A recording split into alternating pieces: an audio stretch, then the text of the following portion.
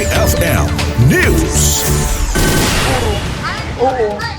Para siyempre, aware din tayo sa mga food natin kung yan ba ay ano yung tawag doon. Kasi hindi ko masyadong ano pa sa ngayon. Naramdaman niyo na rin po ba yung magbaba po ng presyo mo? Hindi pa. Still pa rin. Wala pa rin nagbago. Siguro. Siyempre, hindi pa natin narinig na kahit hindi pa nila ginawa. Taas pa rin eh. Parang mangyayari.